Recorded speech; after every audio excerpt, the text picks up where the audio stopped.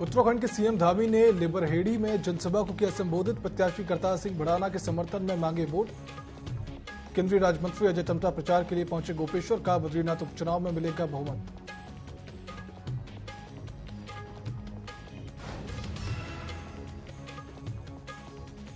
केंद्रीय राज्य मंत्री अजय टम्टा प्रचार के लिए पहुंचे गोपेश्वर। कहा बद्रीनाथ उपचुनाव में मिलेगा बहुमत।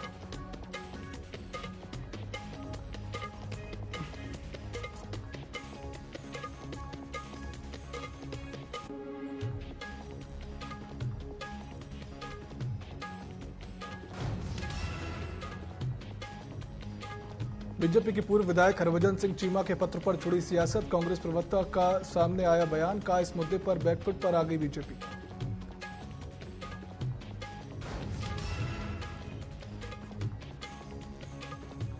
रुद्रप्रयाग जिले में बोलेरो वाहन हुआ दुर्घटनाग्रस्त। 500 मीटर गहरी खाई में गिरा वाहन। हादसे में 2 लोगों की मौत, 3 की हालत गंभीर।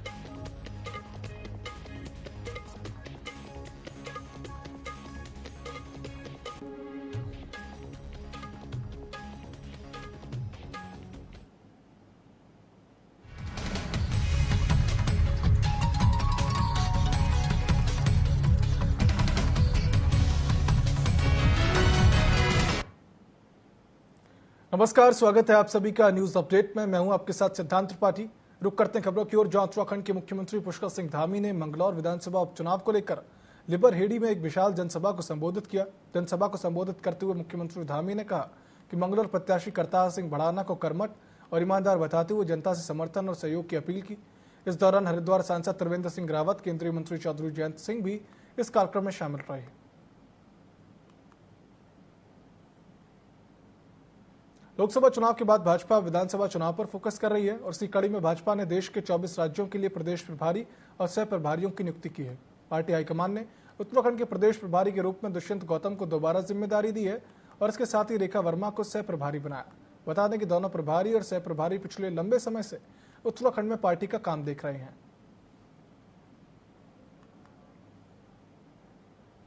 राहुल गांधी के बयान पर लगातार सियासत गरमाई हुई है। लगातार बीजेपी कार्यकर्ता राहुल गांधी का पुतला दहन कर रहे हैं, जिसे लेकर कांग्रेस अब विरोध में उतर गई है। दरअसल बीते दिनों राहुल गांधी का पुतला फूंकने के दौरान कुछ भाजपा युवा मोर्चा के कार्यकर्ताओं ने उनके लिए अपशब्द भी कहे, जिसे लेकर यूथ कांग्रेस ने कड़ा विरोध जताते हुए पुलिस से कार्रवाई की मांग की है। साथ ही शिकायत पत्र देकर उग्र आंदोलन की चेतावनी भी उन्होंने दी है। सबकी मांग है कि राहुल गांधी जैसे देशद्रोहियों को गोली मार देनी चाहिए, जो सनातन का विरोध करते हैं, जो इस देश की आत्मा का विरोध करते हैं, जो हमारे देश की संस्कृति का विरोध करते हैं। इन जैसे दोगले लोगों की जरूरत हमारे देश के अंदर नहीं है। इन्हें कहीं विदेश में जहाँ की इनकी माताजी थी, जहाँ इनके पिताजी थे, इनको उसी देश में जाके फेंक देना चाहिए। भारत देश में इन जैसे लोगों की कोई जगह नहीं। जो हमारी नेता है सोनिया गांधी जी, उनके खिलाफ उल्टा सीधा बोला गया। इस पक्ष में हम लोग युवा साथी कुछ यहाँ पर आए हैं और हमने शांतिपूर्ण तरीके से ज्ञापन दिया है। इस चीज में जो भाजपा कार्यकर्ता उनके खिलाफ मुकदमे दर्ज हो, अगर मुकदमा दर्ज नहीं होता है, कोई कार्यवाही नहीं होती है, तो यूथ कांग्रेस इकट्ठा यहाँ पे आकर आंदोलन करेगी।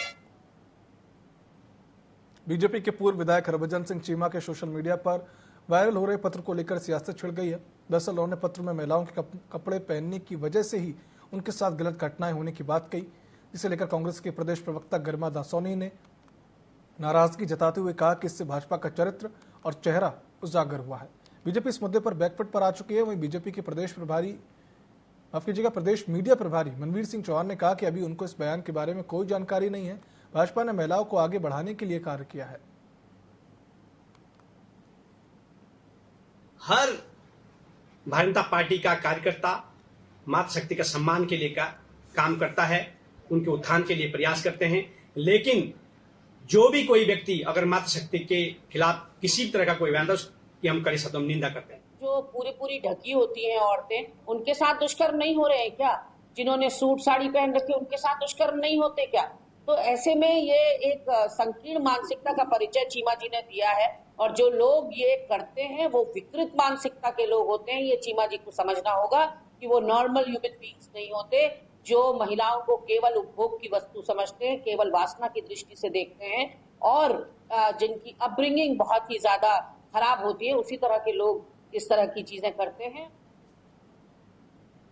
आगामी विधानसभा उपचुनाव के लिए बीजेपी और कांग्रेस दोनों ही पार्टियां तैयारियों में जुटी हुई है, जिसके चलते पार्टियां एक दूसरे पर तंज कसने का मौका नहीं छोड़ रही।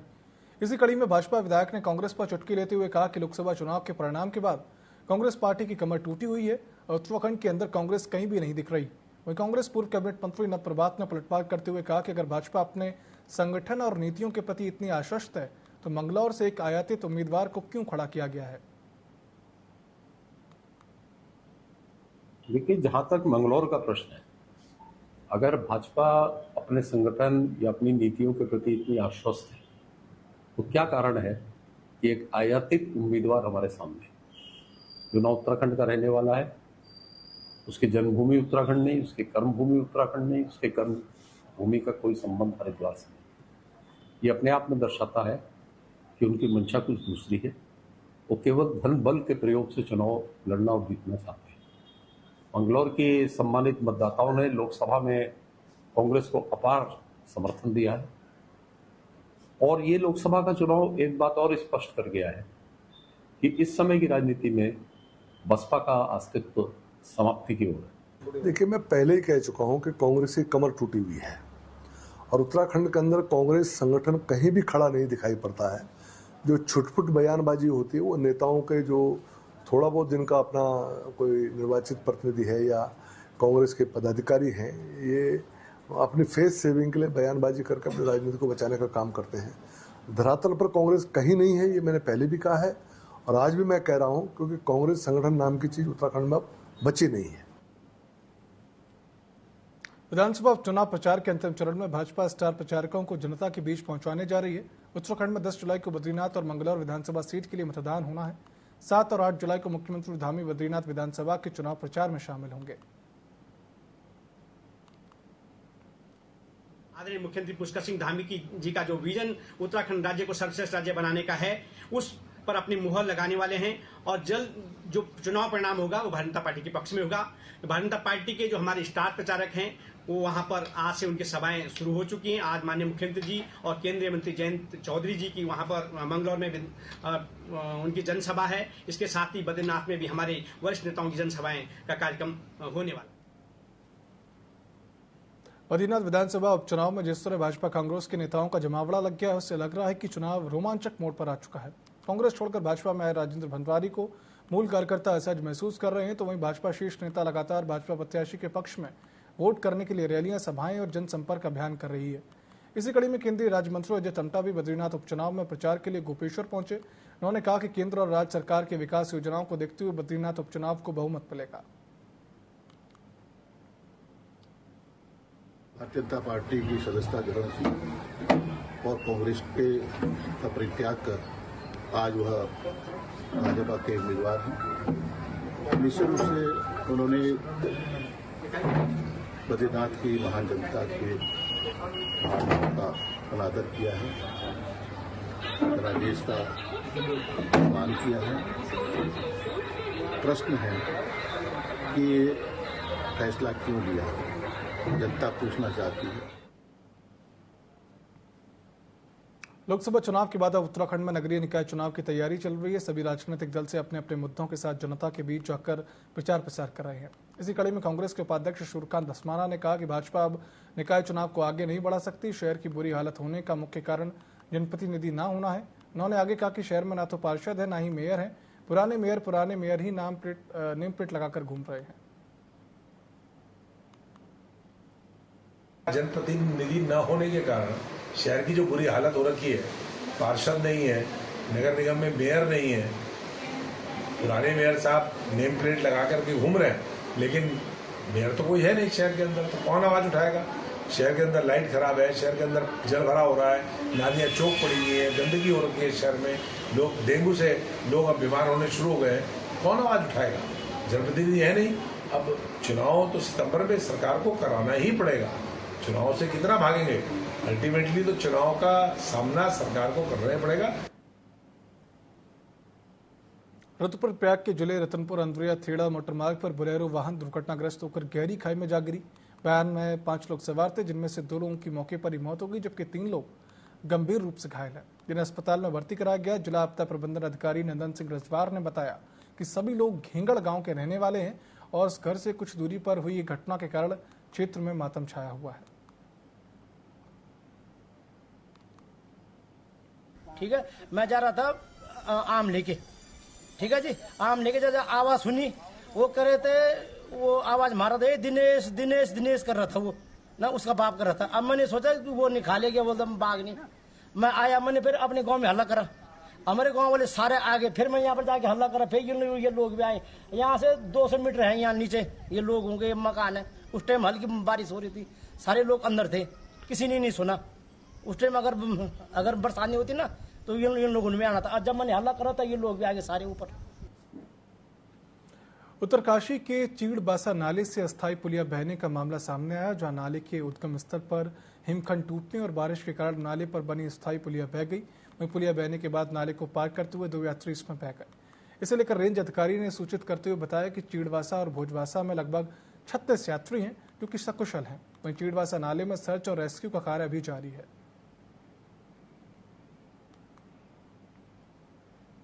गुरुवार को ही भारी बारिश के कारण टिहरी जिले का थट्टियूड़ मसूरी देहरादून रास्ता बंद हो गया। शुक्रवार सुबह 6 बजे से लोक निर्माण विभाग की 2 जेसीबी मशीनों ने मलबा हटाने का कार्य शुरू किया और सुबह 9 बजे तक मार्ग को यातायात के लिए खोल दिया गया। भारी बारिश के कारण थट्टियूड़ से 1 किलोमीटर की दूरी पर केवी सब स्टेशन के पास भारी बलमा गिरने से रास्ता बंद हो गया था। सड़क बंद होने के कारण दोनों ओर वाहनों का लंबा जाम लग गया। लोगों को घंटों जाम में फंसे रहना पड़ा। मेरा ये कहना है विभाग से खासकर कि यहाँ पे ये पावर हाउस के बाद इतना लैंडस्लाइड हो रहा है कि विभाग इस ओर ध्यान नहीं दे पा रहा है, क्योंकि यहाँ परमानेंट एक जेसीबी तैनात होनी चाहिए। कभी भी लैंडस्लाइड हो गया, बारिश हो गई, टूट रहा है, आवागमन यहाँ पे ठप हो रहा है, क्योंकि दूध का वाहन, इमरजेंसी सेवाएं, हॉस्पिटल की कई इमरजेंसी हैं, किसी की डिलीवरी है, किसी की चोट लगी है, तो कहाँ से जा पाएगा, क्योंकि विभाग इस ओर ध्यान नहीं दे पा रहा है। सबसे पहले शिफ्टिंग की कार्रवाई कराई जाए और यदि हो सके शिफ्टिंग में टाइम लग जाएगा, लेकिन हम ये चाह रहे हैं कि इसको बैकअप भी व्यवस्था करें। वहाँ पर पीडब्ल्यूडी के द्वारा बजट उपलब्ध कराया जाए और वहाँ पर वायर क्रेट और पल्लम वगैरह भर के उसको रोकथाम के लिए फिलहाल व्यवस्था कराई जाए, क्योंकि ऊपर सबसे बड़ी दुर्भाग्य की बात है कि जो सड़कें ऊपर बनी है जितनी भी, उनका जो ऊपर जो है डंपिंग जोन बना दिया ठीक उसी पावर हाउस के ऊपर, तो उससे जो है ज़्यादा बार बार जो है भूस्खलन आ रहा है। और हमने तो परसों मैं कुछ दिन पहले जिलाधिकारी महोदय कार्यालय में गया था और अधिशासी से जनता विद्युत वाले इनसे मिला था, इनसे मैंने अनुरोध किया था, तो उनका बोलना ये है कि इसका आप शिफ्ट के लिए कार्रवाई कराओ और यहाँ के जनप्रतिनिधियों के माध्यम से शासन प्रशासन भी इसकी कार्रवाई कराए। कॉर्बेट नगरी रामनगर में विद्युत कटौती से निजात दिलाने के लिए बिजली विभाग ने चिकिल्या में 8 एम्पियर का ट्रांसफार्मर लगाया, जिससे ग्रामीण क्षेत्र के उपभोक्ताओं को लाभ मिलेगा। इसे लेकर अधिशासी अभियंता उमाकांत चतुर्वेदी ने बताया कि कालाडूंगी में बिजली व्यवस्था बाधित होने पर विभाग ने तत्काल दुरुस्त किया। चिकल्या पावर हाउस में बिजली ओवरलोड होने के कारण बिजली व्यवस्था सुचारू करना संभवतः नहीं हो पा रहा था, जिस कारण कुछ समय विद्युत कटौती की गई है। सामान्यतः हमारा जो उपखंड कालाडूंगी है वहाँ पर व्यवस्था में नहीं कोई ज़्यादा असुविधा नहीं हुई। पूरे गर्मी हमारे मतलब जो टीम के लोग थे उन्होंने अच्छी व्यवस्था की और वहाँ से भी बहुत कम शिकायतें मिली या कभी कभार ही व्यवधान हुआ। मेन टाउन जो सब डिवीजन है यहाँ पर भी रामनगर जो घास मंडी और मालधन बिजली घर है वहाँ पर औसतन हमारी अब सप्लाई सही रही। कभी कभार थोड़ी सी दिक्कत यहाँ घास मंडी में हुई, जिसको कि तत्परता के साथ हमारे स्टाफ द्वारा उस पर नियंत्रण करके भी सुचारू विद्युत आपूर्ति की गई। उत्तराखंड में व्यावसायिक उपयोग पर रोक के बावजूद जिले में निजी वाहन टैक्सी के रूप में धड़ल्ले से दौड़ रहे हैं। निजी हितों के लिए खरीदे वाहनों का व्यावसायिक प्रयोग कर वाहन मालिक फायदा उठा रहे हैं। लोग लग्जरी कार खरीदने के बाद उसे किराए पर लगा देते हैं और सरकार के राजस्व को जमकर चूना लगा रहे हैं। इसके रोकथाम के लिए फिल्मी अंदाज में निजी वाहनों की पकड़ा की जा रही है। परिवहन विभाग के अधिकारी और कर्मचारी निजी वाहन को पहले किराए के रूप में बुक करते हैं और उन्हें आगे ले जाकर पकड़ लेते हैं। टैक्सी संचालक इस बात से नाराज भी थे कि बहुत सारे प्राइवेट जो कार वाले हैं वो टैक्सी की तरह वाहन का संचालन कर रहे हैं, किराए पर सवारियों को ढो रहे हैं। तो हमने इस पर योजना बनाई और 2 दिवसीय हमने अभियान इसमें रखा हुआ है। तो इसमें बड़े ही योजना बना करके हमने, हमारा अधिकारी स्वयं एक सवारी बन के गया, सवारी का बेस बना करके हमारे परिवहन कर अधिकारी हैं अभिलाष गैरोला, उन्होंने एक सवारी का भेष बनाया, एक प्राइवेट कार बुक कराई और थोड़ा आगे जा करके हमारे जो इंटरसेप्टर व्हीकल है उसके द्वारा उसे अप्रोच किया गया रोक लिया गया और चालान करके गाड़ी सीज कर दी गई। इस तरीके से हमारे 3 दल वर्तमान में ये कार्य कर रहे हैं और लगभग 10 से अधिक गाड़ियों का अभी तक चालान और सीज की कार्रवाई की जा चुकी है।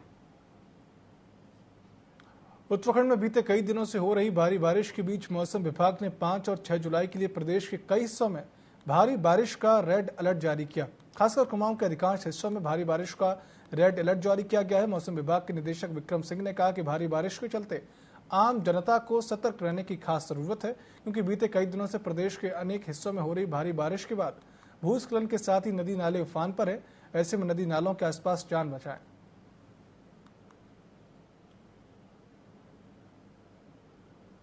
2 दिन मैं कहूँगा और भी जो है जो कुमाऊं के डिस्ट्रिक्ट उनको रेड में हमने रखा है, वार्निंग में, और जो गढ़वाल के डिस्ट्रिक्ट में अभी बोले आपको बताए उसमें ऑरेंज अलर्ट हमने रखा हुआ है। तो 5 और 6 में ये चीज़ें रखी गई है। तो यही हमारा वो है कि जो आवागमन कर रहे हैं लोग जो है वो देखेंगे कि जो बहुत सावधानी से मूवमेंट करना है और ज़रूरी नहीं हो तो अवॉइड करना चाहिए।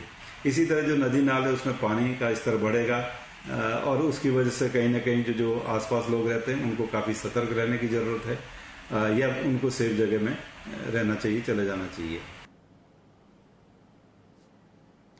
उत्तराखंड में बारिश ने लोगों को भीषण गर्मी से राहत दिलाई है। वहीं अब तेज बारिश से यातायात भी प्रभावित हो रहा है। चंपावत जिले में शासन प्रशासन ने स्कूली बच्चों, आंगनबाड़ी केंद्रों की बारिश के कारण छुट्टी घोषित कर दी है। वहीं बारिश से जगह जगह नाले उफान पर आ चुके हैं, जिससे लोगों के आवागमन में परेशानी हो रही है। वहीं यातायात भी प्रभावित हो रहा है।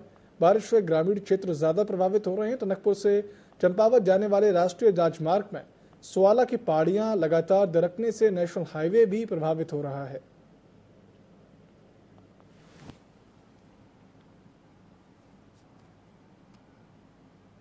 रुद्रप्रयाग में बीती रात हुई बारिश ने हाहाकार मचा दिया। बारिश के चलते केदारनाथ हाईवे की सुरंग का ऊपरी हिस्सा ढह गया, साथ ही सुरंग के बीच में एक बड़ा छेद भी हो गया।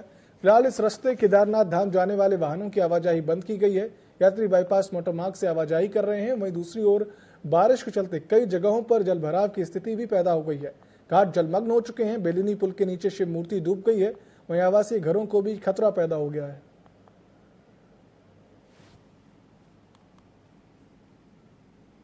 कहीं ना कहीं ठेकेदार के द्वारा घोर लापरवाही इस मामले में की गई है। अगर लापरवाही ठेकेदार नहीं करता तो शायद वो जाले नहीं टूटते, क्योंकि 2-3 महीने उस सुरंग बंद भी रही। उसके बावजूद भी जब जाले लगाए गए तो आखिरकार उसका टूटने का बड़ा कारण है कि ठेकेदार की कहीं ना कहीं बहुत घोर लापरवाही है, और इसमें NS विभाग की मैं लापरवाही कहूँगा। दूसरा, जो हनुमान मंदिर के नीचे जो घाट बनाए गए थे वो भी जलमग्न हो चुके हैं। कल से बहुत तेज बारिश है, और जो घाटों जो बनाए भी गए थे वो भी लगभग उसके नीचे की जड़ भी हिल चुके हैं, वो टूट चुके हैं। वो भी लगातार बारिश जारी है, और बद्रीनाथ क्षेत्र में भी लगातार बारिश जारी है, जिससे बड़ा नुकसान भी हो रहा है। बड़े बड़े पेड़ जो बह के आ रहे हैं। तो मैं सभी लोगों के जो नदी किनारे हैं, मैं उनसे दरख्वास्त करता हूं कि आप अपनी जान माल की सुरक्षा भी करें। उत्तराखंड आपदा प्रबंधन समिति के उपाध्यक्ष विनय रोहिला 4 दिवसीय कुमाऊं दौरे पर हैं, जहां उन्होंने आपदा से निपटने के लिए संबंधित अधिकारियों की बैठक ली और आवश्यक दिशा निर्देश दिए। साथ ही बीजेपी कार्यकर्ताओं ने नगर में आ रही समस्याओं से अवगत कराया, जिसे लेकर उन्होंने समस्याओं के निस्तारण की बात कहते हुए कहा कि मानसून से कोई जनहानि और पशु हानि न होने को लेकर अधिकारियों को सतर्क किया गया है। सभी विभागों की एक बैठक रखी है। इस बैठक के अंतर्गत जो मुख्य समस्या है, जैसे ढेला नदी पे जो है प्रॉब्लम थी, उसकी चर्चा हुई है। भल्ला नदी पे हुई है, और जो अपना गैबिया नाला है उसकी बातें पे चर्चा हुई है। इसी प्रकार नदी नालों पे जहाँ पे भराव हो रहा है उनको खोलने के लिए बहुत जगह ऐसा है कि जैसे पुल के नीचे गड्ढा हो गया, उस गड्ढे का भराव के कारण बहुत लोगों को नुकसान हो रहा है। कुछ सड़कें चौक हैं, उन सभी चीजों में सुझाव आए हैं, और सभी अधिकारी उन सुझावों के अनुरूप अपनी राय मशवरा करके और विषय को निस्तारण कर रहे हैं। आगामी 22 जुलाई से सावन महीने की शुरुआत होने जा रही है, और ऐसे में धामी सरकार और देहरादून पुलिस प्रशासन ने चारधाम यात्रा के बीच अब कांवड़ यात्रा को लेकर भी अपनी कमर कस ली है। कांवड़ यात्रा में किसी प्रकार की अनहोनी से बचने के लिए अग्निशमन विभाग ने अपनी तैयारी पूरी कर ली है। अग्निशमन के अधिकारी बीबी यादव ने बताया कि चारधाम यात्रा के दौरान ऋषिकेश बस अड्डे पर हमारी एक यूनिट तैनात है और 24 घंटे अपनी सेवा दे रही है।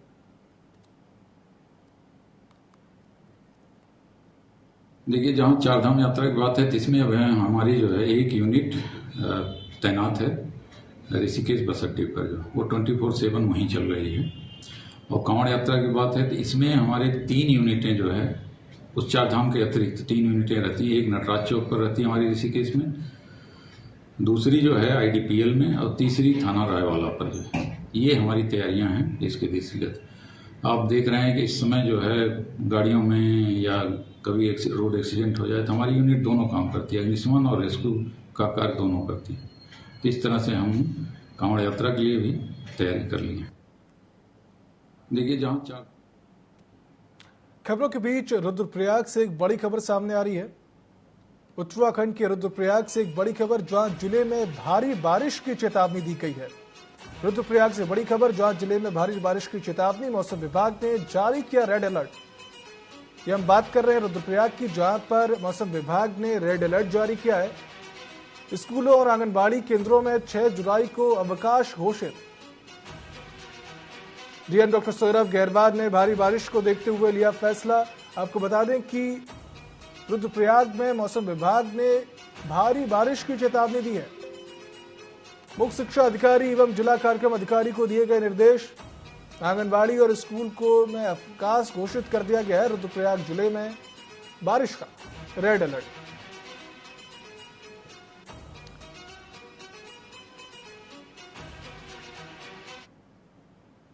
न्यूज अपडेट में फिलहाल इतना ही। आप देखते रहिए TV24। नमस्कार।